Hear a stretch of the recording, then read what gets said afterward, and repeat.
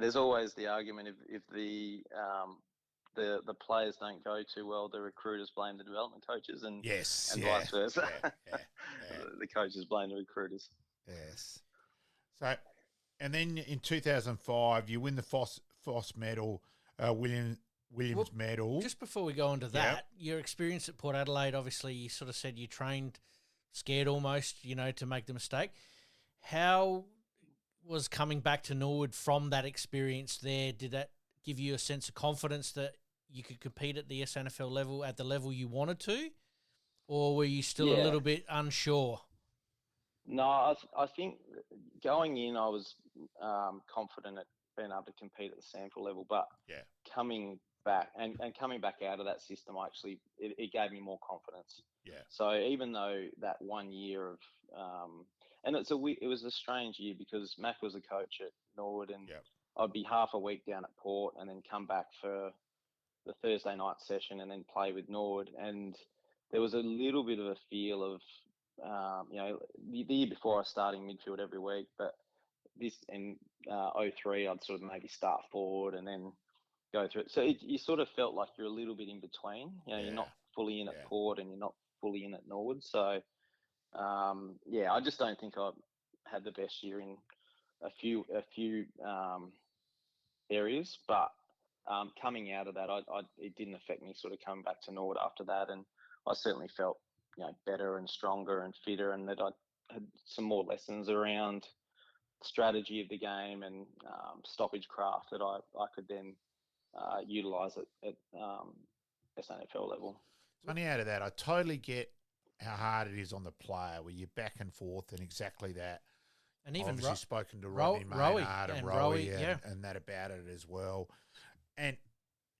But it's ironic that it hasn't really helped the AFL teams where they've placed in terms of on the premiership table at the end of the year compared to the old method where everyone got drafted out to an SNFL club. So I totally get it as a player. You'd rather be with that one group all week and feel part of it.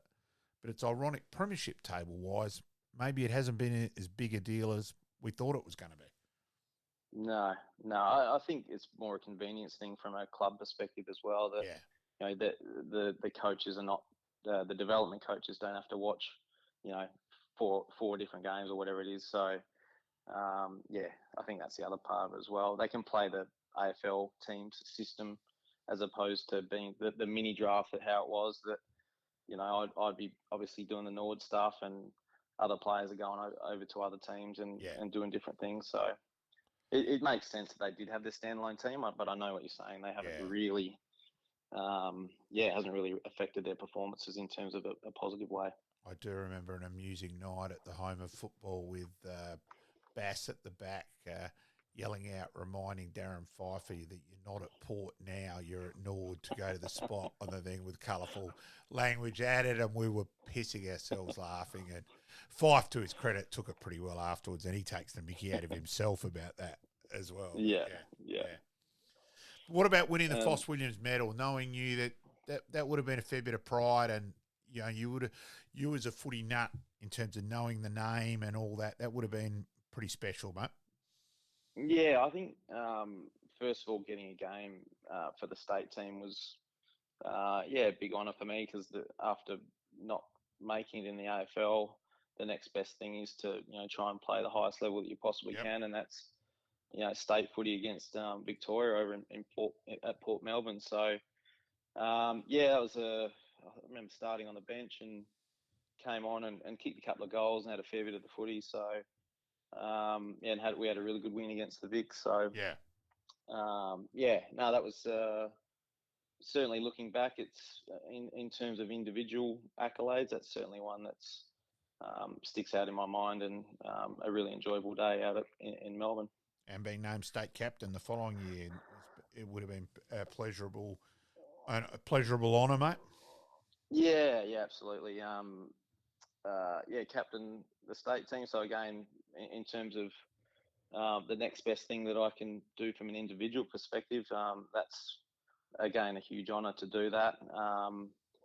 We had another good win against WA. I remember lining up on Shane Woden and shaking hands at the start and then not seeing him for the rest of the game. I think we had 30 odd possessions each, and but we got the win. So it's the important thing. Bit of loose checking there.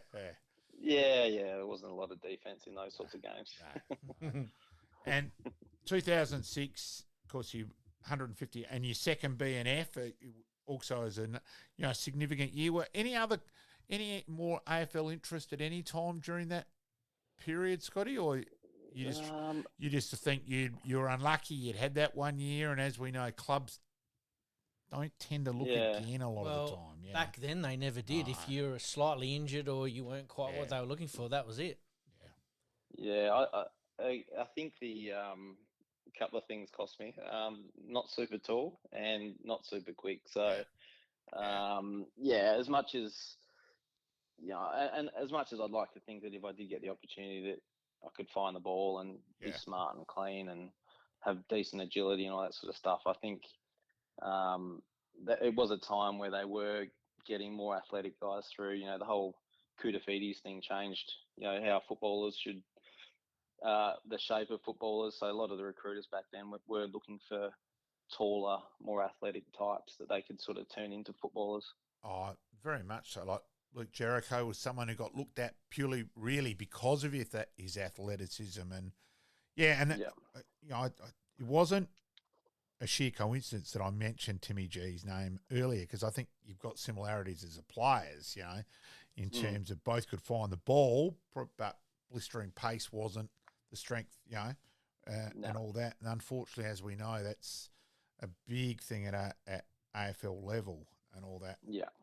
And then just timing. Someone like Lockie Murphy to have played over 100 AFL games has got me beat. So, it's just a lot of it's pot luck as well, and that's nothing. It's absolutely Lockie Murphy as a person. It's just still got me completely mystified. When did you hurt your knee then, Borlace? Because that really stuffed you up. Yeah, and that still hurts me today. 07, I was out at Westies, and again, it's sort of, I think it must have been 26 or 27 at the time, and just thinking that I'm coming into my best footy, and there was just one high ball that I stood under and tried to jump up and take a mark, and then came down and just felt something pop in the knee, and it ended up being a PCL, posterior cruciate ligament. Yep, so, but at the same time, I think it damaged, the surface of the knee a fair bit. So I tried to come back pretty quick, because most injuries I'd had previously that, came back and got back pretty quick. So I tried to come back, 4 or 5 weeks, when I think it's maybe an 8-week injury, and I don't know, in hindsight, maybe that's done more damage. But I basically, I think from that, I tried to play a couple of games that year, and I was getting it drained on a Friday night from Doc Verrill, go and see him at Stepney, and good man, Chopper. Chopper Verrill, and he'd put the syringe in and take out all the fluid, and I'd feel good for probably half of the game, and by the end of the game, I'd be really sore and then swollen the next day. So I tried to rehab it. I actually had a Lars ligament put into it. So if you remember back, the Lars days, that I don't think they're around much anymore. Yeah, it's funny. It was sort a of fad for a while there, wasn't it? And it just sort of just died away. Thing. Yeah. So I think I was one of the first ones to have it for a PCL.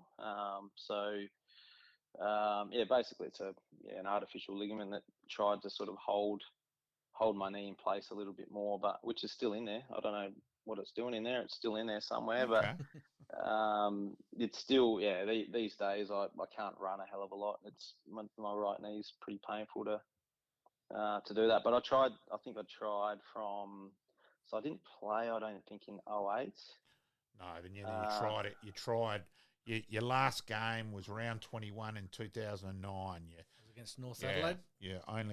That was the only senior game for the year. So So I just tried, and then realised after that one I was done. And I remember even being in that game, thinking I can't do it anymore. My body won't do what my mind wants to do. Yep. Wants to do. So, had you been training a lot up until that point? Not a lot in terms of volume of running because it would just swell up too much. Yep. But in terms of rehab and trying to get it strong and all that sort of stuff, I was doing a lot of that. Yeah. But yeah, nothing was really working. I think as I mentioned before, the surfaces of the knee were just too far gone that, nothing I did was going to help it. I tried, a few different things. Like if you remember Andrew McLeod, sort of. Yeah. He got a few years out of an artificial fluid, or Synvis they called it, where you put it in the joint of the knee. I tried that, but it didn't really work for me. So, but yeah, at the end of that, I was thinking about trying again for 210. But Bass mentioned that there's a forward line coaching role there if I wanted it. So I wouldn't be. Because part of it was, all my mates were still playing. There's a couple of guys I didn't mention before, Zorzy and Kieran McGuinness and two legends. That's Sam, two more who's been on the show. Sam Rowe and all those guys were still there, and I was just still keen to try and play. But in hindsight, I guess the opportunity to get into coaching it would have been 27 or 28, or maybe just after that, but much younger than I potentially would have if I kept playing. It's probably part of the reason why I got the opportunity at Brisbane to be involved in a premiership not long ago. So as much as I'm disappointed that the playing ended, I think if you look at things in a positive light, that things happen for a reason. That's potentially how I ended up doing what we did a few weeks ago. Was that something that you'd considered before Bass had spoken to you? And how did that conversation come about? Was it, look, you're trying your best to get back, but it's not quite working, and knowing Bass, it would have been pretty upfront and just, hey, this is where you're at. This is what I suggest. This is why I'm asking. Is to your best benefits, and that's Bass. But it's like you guys were there. Exactly. But was it on your radar though? When I'm also a teacher. We didn't mention that before, but I was teaching as well. So teaching is in a lot of ways is coaching. So early days when I was playing, I didn't think I was going to go down the coaching path, but towards the end, in when I was injured in 2007 and got to sit in the coach's box and do those sorts of things, that did, I guess, ignite that passion to coach. And Bass's conversation was, I know exactly what he was thinking. He was basically saying you shouldn't try and play again. It's no good. But we've got an opportunity here for you to stay involved with the club and step into coaching. And obviously it was a great opportunity. And Bass, as we know, I learned a lot from Bass. So again, you talked about lessons from playing, but also what I learned from different coaches I had along the way as well, and Bass was really important in that, and a lot of the things that he taught our boys at Norwood I took up to Brisbane with the academy. So and the so nearly under Bass in 2010, the bloody goalpost and and that I may have Weather's kids may have got up the next morning and said that effing goalpost, and Marnie replied straight away to Tim, bloody Malcolm. Nah. And then so then obviously so 212 I went basically Joel Patfull, obviously. He was up in Brisbane and mentioned that there was an academy role going and I should apply for it, and so I did in 211 I applied for it and was down to the last 6. So I had a phone interview and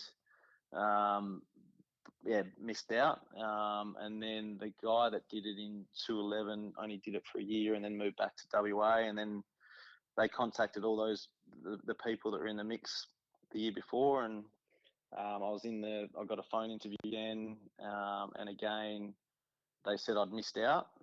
They interviewed 3 others, and they couldn't decide on the right candidate, so they interviewed 3 more, and I was one of the next 3. And fortunately got the opportunity to be the head coach of the Lions Academy. So, which is a bit of a shock because, being in Adelaide for so long, and I was actually really happy doing what I was doing, teaching and coaching at Norwood. What school were you at then, Scotty? What school were you teaching at then? I was at Blackfriars. That's right. Yes. Yeah. With Leo Panzarino and that. Yep. Yes. Yeah. So, but yeah, again, in reflection, the opportunity to get involved and be full time in an AFL club, it was a full time role at the academy. I remember going up though first of all for the interview and being in the taxi and going to the interview and thinking, where the hell are all the AFL grounds? Like, this is a different world, Yeah. It was so rugby league and so basketball and everything else but AFL.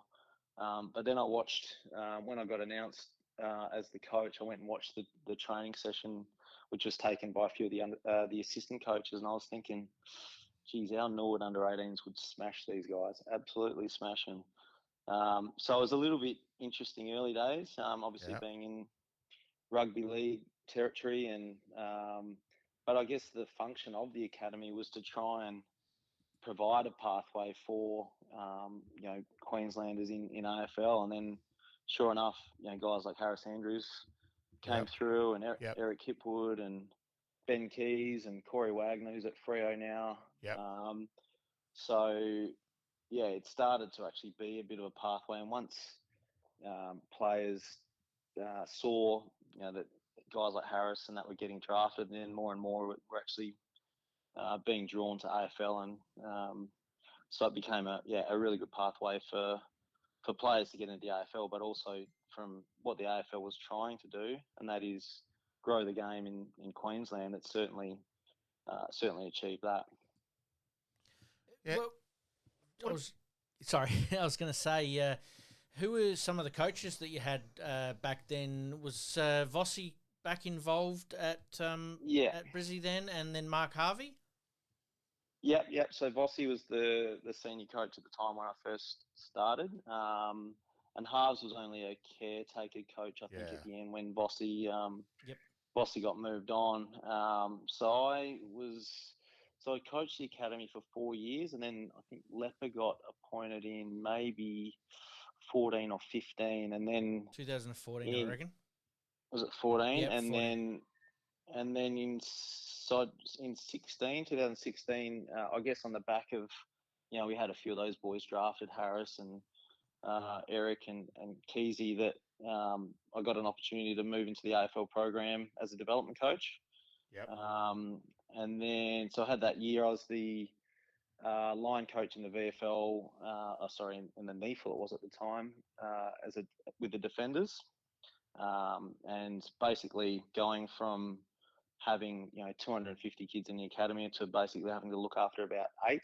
Okay. I thought, hang on, I'm going, this is, and I used to have to obviously pump the footies up and create the magnets. I've gone, hang on a sec, this is actually easier than what I was doing with the academy. But obviously the end of that year, 2016, Lepp actually called me in late in the year and said, we've got to improve our development. Have you got any thoughts? And basically, I rattled off a number of things, and he said, can you put it in writing? And I put together this pretty large document of ideas. I can imagine that, Scotty. I've only been speaking to you now for about 40 minutes, and that doesn't surprise me. Yeah. I think it was 40 odd pages actually. So, but just different ideas of things that, and they're all sort of teaching ideas and how we can, train better, how we can analyse our young players better, and so and then not long after that, he got moved on. He got the sack, but fortunately, Fags came in and he goes, "I heard you've got some ideas on development," and I just plonked the booklet on his desk, and pretty much at the end of that coffee, he said, "How would you like to be our head of development?" So that's what I've been doing for the last 8 years. I will say here, Pete, Scotty unknowingly actually did me he did me a favour, but it was amusing how it worked out. So I was up with Brisbane for work and contacted Scotty and can we have a look at the Gabba? And Scotty, yeah, I'll give you a tour on that. And so it's a few people from my work back then. Liking this podcast? Please like, rate, and subscribe.